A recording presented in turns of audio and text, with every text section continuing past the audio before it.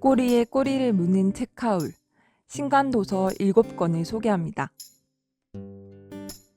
안녕하세요, 하루입니다. 오랜만에 돌아온 책하울 시간입니다. 3월 책하울이라고 이름을 붙였지만 사실은 2월에 지른 책들을 소개하려고 합니다. 2022년 들어서 가장 먼저 결심한 것이 책을 사는 양을 줄이자는 것이었어요. 가장 먼저 책 지름에 너무 많은 돈을 쓰는 것 같아 지출을 줄여야겠다는 생각이 들었고요. 갖고 싶다고 무조건 지르다가 순서만 기다리며 영영 책장에서 대기 중인 책들이 너무 많아져서 이대로는 안 되겠다는 생각이 들었습니다. 그래서 2022년도부터는 신중하게 고르고 골라 한 달에 5권만 골라 담자, 이렇게 다짐했는데요. 모두가 예상하셨겠지만 마지막 순간까지 고민을 거듭하다 포기하지 못하고 조금씩 더 지르게 돼요. 5권만 지르기는 정말 어려운 일이더라고요. 어쨌든 오늘은 2월 말에 그렇게 지른 책들을 소개할게요. 한 권의 책으로 시작해서 그 책과 하나 이상의 키워드가 겹쳐지는 다른 책을 소개하는 꼬리에 꼬리를 무는 키워드를 중심으로 소개하겠습니다. 문학 덕후라 역시 문학책들이 한가득이에요. 그럼 달려볼까요? 가장 먼저 소개할 책은 바로 이 책, 그 순간 문 열리는 소리가 났다입니다. 출판사 아논북스에서 나왔어요. 아논북스는 2021년 여름에 문을 연 출판사예요. 홈페이지 소개글을 보면 이렇게 두 문장이 적혀 있어서 어떤 분위기의 책들을 출판할지 조금 짐작할 수 있죠. 책으로 돌아오면 노란색 책등과 귀여운 집 모양이 그려진 표지가 눈에 들어와요. 여기 작은 글씨로 적혀 있는 렌가는 일본의 연가를 말하는데요. 2 이상의 시인이 이어가면서 시를 완성하는 형태를 말한다고 해요. 이 책은 코로나 바이러스가 전 세계를 관통하고 수많은 이들이 폐쇄적인 삶을 살아가게 된 상황에서 48개국 108명의 시인들이 뜻을 모아 써내려간 연시 프로젝트의 결과입니다. 프로젝트에 대해 설명하는 여는 글 다음에 짧은 권두시가 나오고 세계 시인들의 연시와 한국 시인들의 답시가 이어집니다. 다양한 국가의 시인들이 각자의 방에서 눈에 보이지 않는 연결을 시로 구현해냈다는 점에서 의미가 있다고 생각해서 장바구니에 담았어요. 이 책을 읽다 보면 정말 조금이나마 연결되었다고 느낄 수 있을까요? 어떤 기분이 들지 궁금해요. 저는 날이 좋은 날 야외에 나가서 읽을 계획입니다. 다음으로 소개할 책은 여러 작가들이라는 키워드를 공유하고 있는 사물들 랜드마크입니다.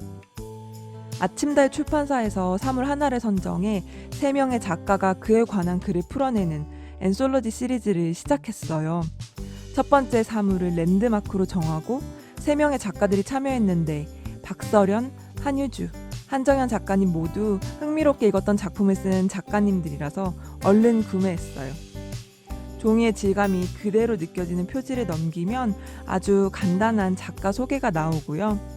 몇 장을 더 넘기면 편집부의 엔솔로지 소개글이 나옵니다. 세 작가가 같은 주제 사물을 두고 펼치는 저마다 다른 이야기들이 우리가 그 사물에 대해 가지고 있는 생각과 기억을 건드리기 바란다. 이를 통해 우리는 주변의 사물과 세계를 한 번쯤 다른 눈으로 볼 수 있게 될 것이다. 이 문장이 눈에 들어오네요.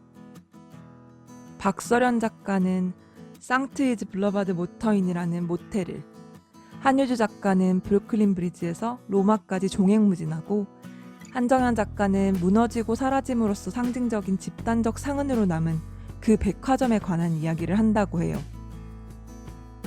비교적 짧은 호흡으로 부담 없이 글을 읽을 수 있고 동시에 다양한 시선으로 하나의 주제에 대해 생각해볼 기회를 준다는 장점이 있어서 그런지 최근 하나의 주제로 여러 작가의 글을 모은 엔솔로지 시리즈가 다양한 출판사에서 다양한 컨셉으로 시도되고 있어요.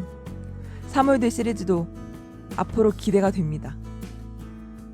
저는 각기 다른 매력을 가진 3명의 작가님의 글을 모아볼 수 있어서 그저 좋네요. 다음으로 소개할 책은 한정현, 한국소설이라는 키워드를 공유하는 장편소설 나를 마릴린 먼로라고 하자입니다. 시인선으로 유명한 문학과 지성사에서 나왔고요. 시공간을 초월해 흐르는 꽃잎 같은 그림의 표지가 처음 눈에 들어와요. 줄리아나 도쿄에 이은 두 번째 장편 소설이고 온라인 서점에서는 추리 미스터리 소설로 분류되어 있어요. 책 소개글을 참고하면 기억을 잃은 서령과 기억을 잊지 못하는 연정, 두 주인공이 왓슨들의 사건의 질을 구성하며 잃어버린 얼굴을 복원해 나가는 이야기라고 해요.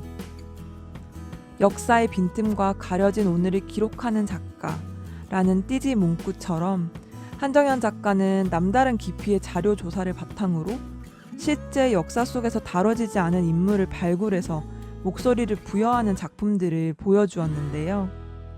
온라인 서점의 서평을 흐린 눈으로 슬쩍 살펴보니 전작보다 읽기는 더 편해지고 재미도 더 커졌다고 해서 기대가 돼요. 김초엽 작가의 추천사 중 일부를 소개하고 다음 책으로 넘어갈게요. 언뜻 의아하고 낯선 풍경, 그 속에서 점차 선명해지는 존재들이 나를 향해 저벅저벅 걸어온다. 금지당한 사람들, 그저 나 자신으로 살아가고 싶었던 사람들. 언제나 마음을 쓰게 되는 그 얼굴들이 한정연의 이야기 속에 있다. 다음은 장편 소설이라는 키워드를 공유하고 있는 아니 에르노의 그들의 말 혹은 침묵을 소개할게요. 하루의 책상 이전 영상을 꾸준히 본 분들이라면 익숙한 이름이죠. 최애 작가 중 한 명인 아니 에르노의 신작이라니 망설임 없이 구입할 수밖에 없었어요. 우리나라에서는 2022년 2월에 나온 신간이지만 원작은 1977년 프랑스에서 출간된 작가의 두 번째 장편 소설이에요. 표지는 해변의 모래 위에 그려진 동그란 원을 따라 뛰어가는 소녀의 여러 순간을 멈춘 것처럼 보이는데요. 소설은 노동자 계급의 부모님과 다른 삶을 성취할 수 있는 명문 고등학교에 입학한 주인공 안의 이야기를 그리고 있다고 합니다. 아니 에르노의 다른 작품을 읽어본 분들이라면 이미 익숙한 설정인데요. 나는 경험하지 않은 것을 쓰지 않는다고 말한 적이 있는 만큼 아니 에르노는 자전적 글쓰기를 지향하고 그러다 보니 여러 책에서 비슷한 상황, 비슷한 설정을 발견할 수 있어요. 그렇지만 이 작품은 초기작인 만큼 가장 실험적인 글쓰기와 독특한 문체를 보인다는 평을 받더라고요. 저는 최애 작가 칸에 새로운 책을 꽂아놓는 것만으로도 이미 만족하지만 작가의 다른 작품과 비교하며 읽으면 더 재미있을 것 같아요. 아니 에르노의 세계를 좋아하는 분들에게 추천합니다. 다음은 외국 작가, 가족이라는 키워드를 공유하는 빈 일기를 소개할게요. 테리 템페스트 윌리엄스 작가가 쓴 에세이집입니다. 작가도 출판사도 저에게는 낯설었어요. 다만 신간도서 소개란을 훑어보다가 의미심장해 보이는 제목을 발견하고 책 소개글을 읽기 시작했는데 이런 문장이 눈에 들어왔어요. 저자의 어머니는 매년 간직해온 일기들을 딸에게 남기면서 당부한다. 내게 내 일기장을 모두 남길게. 하지만 약속해야 해. 내가 가기 전까지는 일기장을 보지 않겠다고. 저자는 그 약속을 지켰고 어머니의 일기를 읽을 시간이 왔을 때 충격적인 사실을 마주한다. 수십 건의 일기장이 모조리 비어 있었던 것이다. 어머니는 왜 일기장을 백지로 남겨두었을까? 이 책은 이 질문에서부터 시작되었다고 해요. 너무 흥미롭지 않나요? 책 날개에 적힌 작가 소개를 보면 이 책은 어머니가 남긴 일기장을 각기 고유한 논리와 아름다움을 품고 있는 54개의 목소리로 다시 써내려간 독창적인 에세이라고 합니다. When Women Were Birds라는 원제가 어떤 의미인지, 목차를 보면 왜 아무런 제목 없이 1번부터 54번까지 번호만 매겨져 있는지, 어느 것 하나 쉽게 답을 예상할 수 없어서 더 궁금한 책이에요. 사적 이야기의 의미와 확대를 믿는 분, 모녀 서사를 좋아하는 분에게 추천합니다. 다음으로 소개할 책은 환경운동가, 에세이라는 키워드를 공유하는 책 나의 덴마크 선생님입니다. 빈일기의 저자 테리 템페스트 윌리엄스도 자연 보존을 위해 헌신하는 활동가인데요. 나의 덴마크 선생님을 쓴 정혜선 작가도 기후운동가라고 해요. 이 책은 직접 구매한 것은 아니고 참여하고 있는 독서 모임에서 선물 받은 책이에요.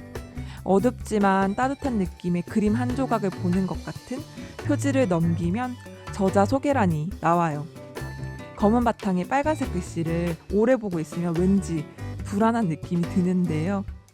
안 그래도 부제에 불안과 우울의 시대에 서로 의지하는 법 배우기라고 적혀 있네요. 이 책의 서문은 성인이 된 이후에 나는 두 곳의 대안학교에 다녔다라는 문장으로 시작합니다.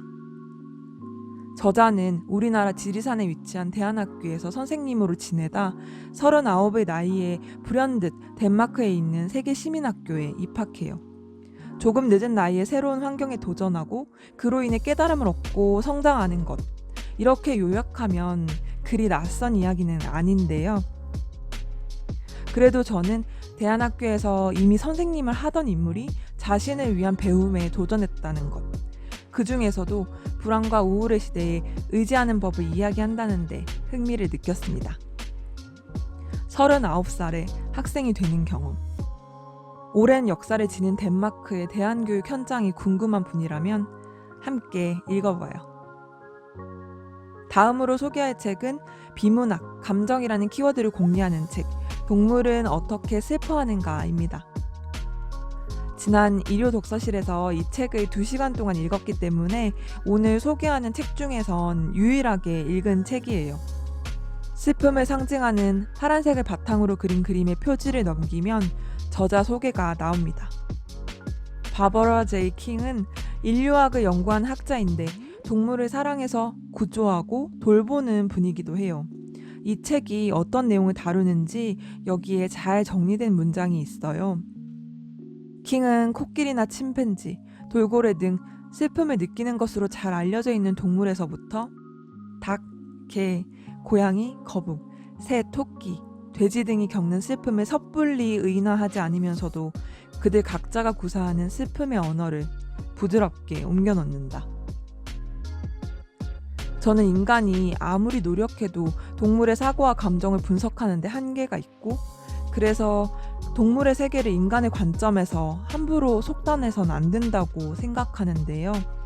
이 책의 저자도 결코 동물을 인간보다 낮춰보지 않고 대등한 시선에서 우리가 짐작할 수 있는 부분과 그럴 수 없는 부분을 구분하며 다양한 연구 자료를 소개하고 있어요. 각자의 방식대로 슬픔을 표현하거나 표현하지 않고 삶에 몰두하거나 그런 동물들의 이야기를 읽다가 울컥하는 순간이 몇 번이나 있었어요. 동물의 세계를 조명하는 이야기를 좋아하는 분, 동물 다큐멘터리를 즐겨보는 분, 동물을 사랑하는 분에게 추천합니다. 마지막으로 뒷표지에 책날개에 적혀있는 문장을 소개하며 마칠게요. 같은 인간조차 슬픔을 각기 다르게 통과한다. 우리 각자가 슬픔을 짓는 방식이 다르다면 동물들 역시 그럴 것이다. 다만 한 가지만은 분명하다. 슬픔은 어디에서 오는가? 그것은 사랑에서 온다. 동물들은 슬픔을 느낀다. 사랑 역시도.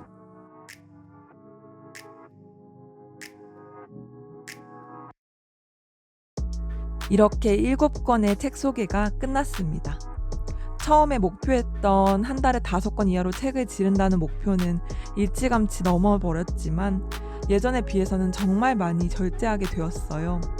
사고 싶은 책, 궁금한 책은 장바구니에 담아두었다가 도서관에 비치되어 있는지 검색해보고 있는 책은 탈락시키고 없는 책들 중에서 정말 소장해서 읽고 싶은 책을 신중하게 고르는 것도 의미가 있더라고요.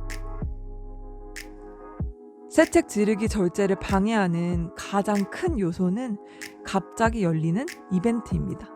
사실 3월에도 미음사 이벤트가 있었어요.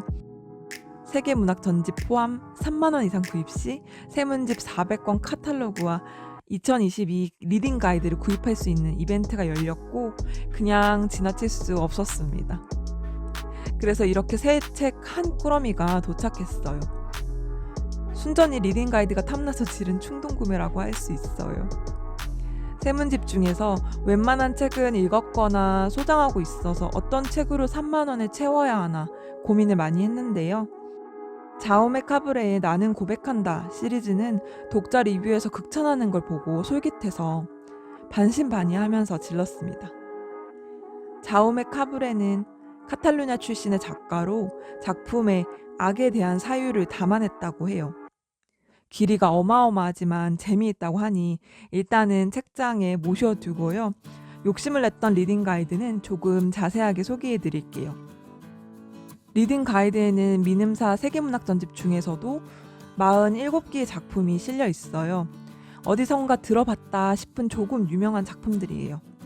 각 작품별로 작품과 작가에 대한 정보를 제공하고 읽으면서 생각해볼 질문, 초점을 맞추면 좋을 키워드, 그리고 연결해서 함께 읽으면 좋을 책 리스트를 제공하고 있어요. 세계문학 전집은 혼자 읽기에 진입장벽이 높은 작품들이 많잖아요. 시대적 배경이나 작가적 특징, 어떤 맥락에서 이 작품을 이해해야 할지 알고 읽는 것과 모르고 읽는 것이 크게 차이 날 때가 있고요. 그래서 이런 가이드가 소중하다고 생각합니다. 혼자서 일일이 찾아가면서 읽으려면 시간이 많이 걸리는데 고전 문학을 읽을 때 편리한 기잡이가 될 것 같아요. 꼬리에 꼬리를 무는 책하울, 총 7권의 책과 미음사 세계문학 전집 리딩 가이드를 소개했어요. 재미있게 보셨나요? 마지막으로 방금 막 도착한 새 독서노트 언박싱을 하면서 마칠게요. 2021년 연말부터 쓰기 시작한 롤텀 독서노트의 공간이 얼마 남지 않았더라고요. 그래서 다음에 이어 쓸 새 노트를 주문했는데 방금 막 도착했어요. 원래는 은은한 라일락 색상 노트를 사고 싶었는데 품절이라 포기해야 했어요. 대신 바닐라 색상으로 골랐습니다. 아마도 3월 중에 기존 독서 노트를 다 쓰고 이 노트로 넘어갈 것 같아요. 앞으로도 어떤 책을 읽고 기록할지 기대됩니다. 지금 읽고 있는 책이 있으신가요? 이번 달에 읽기로 결심한 책이 있으신가요? 댓글에서 독서 근황을 나눠주세요.